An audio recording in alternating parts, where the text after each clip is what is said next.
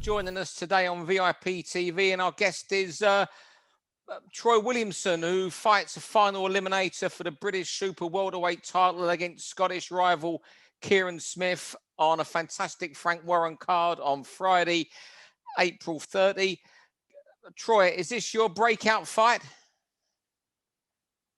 I've had some tough fights coming up. I haven't had it the easy way, but I think this is definitely my breakout fight. It's on another huge platform, which I'm delighted to be a part of, thanks to MTK Global and Frank Warren. But yeah, I think this is my time, and I'm ready to show everybody what I'm all about. Yeah, I mean, tell us about Kieran Smith, because I think you've come across him before. Can you tell us the background to the history between you? The Tri-Nations semi-final in Sheffield back in 2015. But yeah, a very tricky operator, very good boxer, and he's very game. Like all the Scottish fighters are, they all love to fight. So it's one that I'm going to be 100% prepared for, because I'm expecting a tough fight from Kieran. And yeah, that's about it really. I think out the full domestic scene, I think us two are very much avoided. For obviously whatever reason. Obviously, I think we're a hard fight for anybody. So yeah, I think obviously this is going to be it's a big fight, and like you say, whoever comes out the victor is going to obviously shoot up the rankings, and I'm very confident in getting that win. I mean, before we talk about, you two both being the forgotten men of the 154-pound division in Britain, you got a decision that day in 2015, and they thought they deserved it, didn't they? Yeah, I think he said he thought he deserved to win. It was a good, tough, close fight. Like if I'm completely honest, like everybody apart from myself, like if I got beat in a close fight, there's no ifs or buts. There's no it was a close fight. Yeah, I got beat. Do you know what I mean? Like if it's a close fight, you just take it on the chin. Where yeah, he thought he was hard done by, but it was a good, tough, close fight.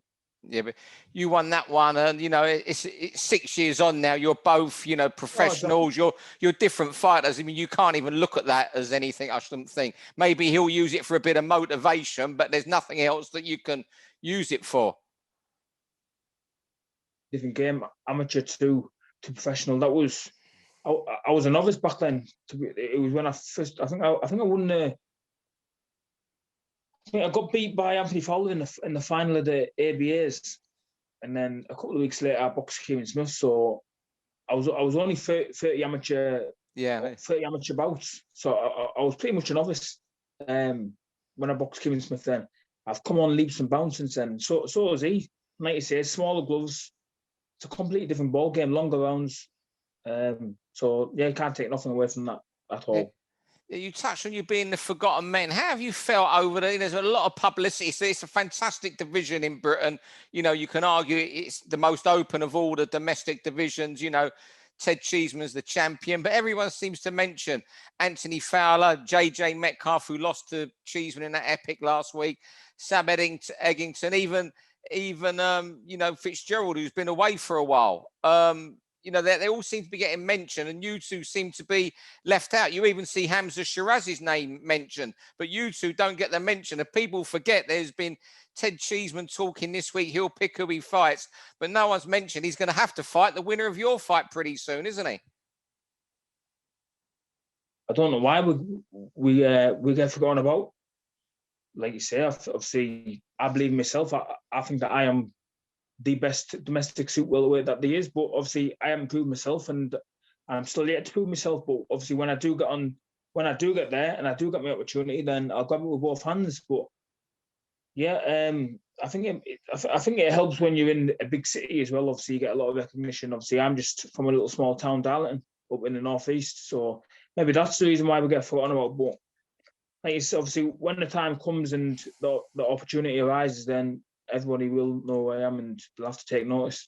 Yeah, that's a good point about not being, if you was a Manchester or London or Liverpool fighter, and of course you're in a small gym where I think there's only 2 or 3 pro. Am I right? There's only a couple of pros in there. There's yourself only two pros. Yeah, there's yourself, and who's the other guy? The guy that boxed in Poland, isn't it? Yeah, Rizard Lewicki. Yeah. Like he's my stalemates, and he's obviously similar sort of weight, middleweight, coming down to suit welter, possibly in time. So yeah, obviously we've got a small little circle, but it's, like you said, it's powerful, and we're only reaching for the stars. Yeah. What's it like for you getting sparring partners up there? You know, different sparring partners to go up there, or do you all travel around with Andy and Rizard? Yeah, we just travel. Me and my coach Craig. We've been up and down the country. To be fair, we've been everywhere, like everywhere, traveling for top sparring. So I think you've got to do that. You got to be comfortable in like uncertain circumstances. You got to go out to these gyms where like there's just me and Craig, and there's a gym full of them, and like, do you know what I mean? Obviously, yeah, we travel everywhere. Like there's no one really around us out like our weights on that same sort of level, if you know what I mean. Yeah. I mean, taking Liam Smith out the equation, because obviously he's looking for a world title fight, and I doubt if he'll go back to domestic level. Do you think Cheeseman's, the one who deserves to be British champion at the moment, or who, is there someone else you think? Don't include yourself or Kieran, who's the best super welterweight in Britain.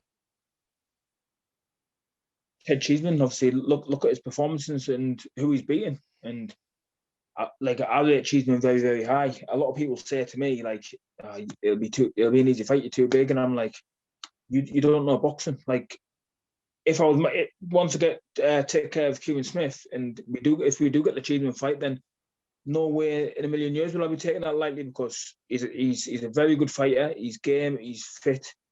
He's strong. He can hold a shot. He can give a shot. He's like the ultimate package, really. I think he's a very, very good fighter, and he's a nice lad to come with it as well. I've spent a lot of time with him up Sheffield when we were on the development basically on the squad underneath the main squad. Yeah. No, it was when you're doing your assessments. That was it. Oh, the assessments when you go for the weekends. Yeah. Spent a lot of time up there, and he's a great kid, Ted. But yeah, you got to see he's number one, isn't he? I seen that. I seen an interview him saying that he's the governor in the division, and you got to agree, because he's got the belts, and he's got the performances that have come with it. He's beat everybody that's been in front of him, really. Yeah. Are you surprised, because he was quite a good boxer as an amateur? Now he's come a warmonger. Has that surprised you? Yeah, well, I seen him have a war before. I think it was Luke. Was it Luke? Kid from West Ham, I think he was. Can't recall him. That was an amateur. Yeah, he had a war with him. Oh, so you knew about he was a war man before he went pro, did you? Yeah. Way back then. But he can box. Like he boxed well against Fitzgerald. I think a lot of people thought he was unlucky to get that to get the decision. I had it very close. I had it a draw, or maybe I had him winning by 1 round. So he can box. I think he just likes to get drawn in, and he likes to have a fight, like a lot of us. Do you dream of having one of them brutal wars like him and Metcalf had the other night? Is that the sort of fight you want to leave the ring all banged up with a belt round your waist and think, I've proved myself now? You wish for, but if it happens, and it happens, and I can do that. So I've got a big pair of balls, and obviously, if I need to get nitty and gritty, then I can do that. But the art of boxing is to hit and not get hit. But unfortunately, I don't think I have that sort of style. So I think you'll always see me in exciting fights. Well, we saw that fight with Jack Flatley. That could have been fight of the year. How that was, I was there that night. How it wasn't. If that had been televised, you most probably would be a bigger star than what you are. If that was a draw, if that fight was televised, because that was an 8-round version of Cheeseman and Metcalf, wasn't it? Yeah, one that I'd love to avenge, because I thought I was well deserved winner in that fight. But like I say, obviously that's in the past now. I'm not looking back there. Obviously, I'm on bigger and better things now. So, but yeah, I do agree with you. I think if that was televised, I would be a bigger name now. Yeah. Looking ahead to the Smith fight now, do you think? I mean, you boxed last August. You'd have had 8-9 months out. But by the time you fight, he would have been out for 16 months. Did you think that gives you an advantage at all? And it would take time to get. He might take a few rounds to get in his stride. some people believe in ring rust, some people don't. Like I think if you're putting the work in the gym and you're getting plenty of sparring, plenty of tough sparring, and you're traveling for your sparring, then can't see play much of a big factor if I'm honest. But who knows? Yeah, it's funny. A lot of people. I remember reading one Manuel Marquez once, and he said similar to you that great fighters don't have ring rust. Yeah, I think everyone's different, aren't they? Like 16 months is a long time to be out the ring, but I think so is 8 months. Yeah. Like for any fighter. Yeah. You've been a pro now 4.5 years. How do you measure your progress? Do you think you're at the right stage you should be now, or would you like to have been further on in that time? Yeah, I think I'm at, to be fair, I've said, like, I think I'm at the right stage of my career.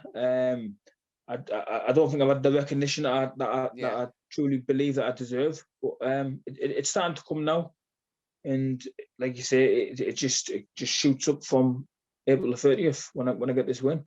Yeah, you're a good age as well, 29. You know, you're just maybe a year off, coming in that year off the peak at 30, and you got, somebody got 3-4 good years ahead of you after that. Yeah, definitely. I think, like you say, I think I'm getting better with each fight, with me coach and obviously me S&C coach and everything like that. Got a good nutritionist on board, so I'm making weight. Not comfortable, but obviously I'm making weight.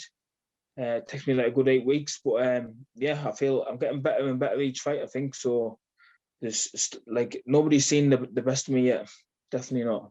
Do you think you're the biggest super welterweight in the country, size-wise? Because, whenever I see you look at you could look like you could be a super middleweight when I see the size of you after a weigh-in.